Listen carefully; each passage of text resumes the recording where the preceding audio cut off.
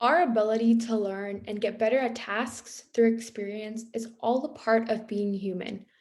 When we are born, we know almost nothing and we can basically do almost nothing for ourselves.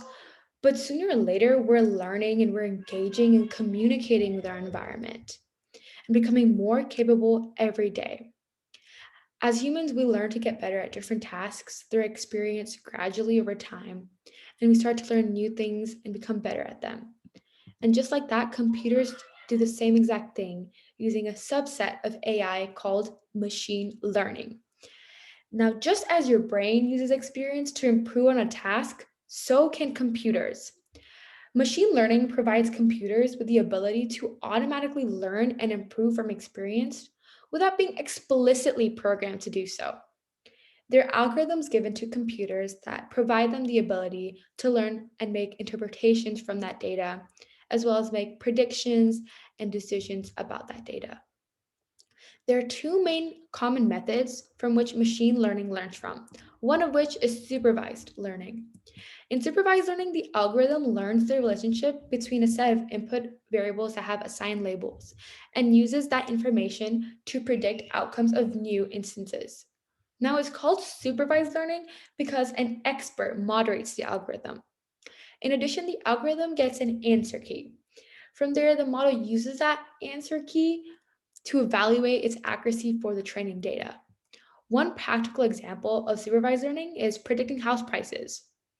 In order to achieve this goal, data about the houses, such as the number of rooms, features, square footage, etc., fed into the machine learning model.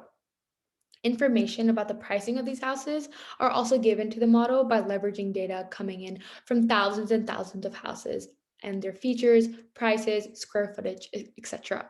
Now, from there, you can feed in a new house with an X amount of features, a Y amount of square footage, and from there, a machine learning model can actually predict the price of that house.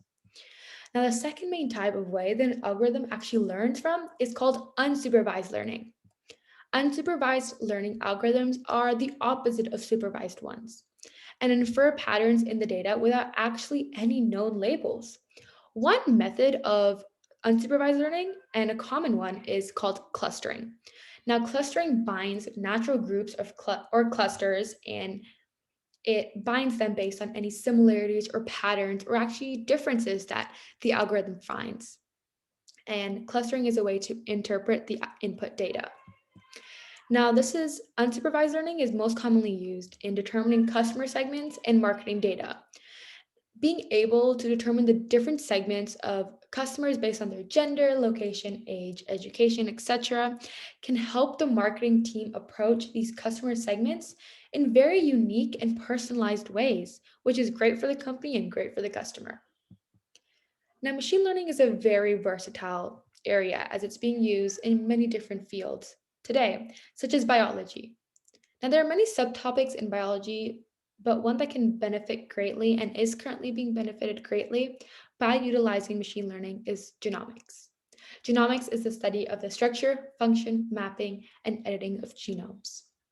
Gene editing is one of the most important parts of genomics and definitely profits greatly by using machine learning. Gene editing involves methods for making alterations to the DNA sequence at a cellular or organic level.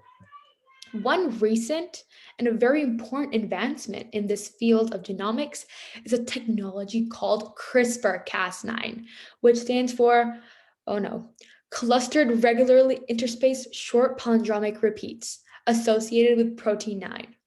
Scientists use CRISPR to target genes and edit the DNA sequence of cells. Crazy, I know.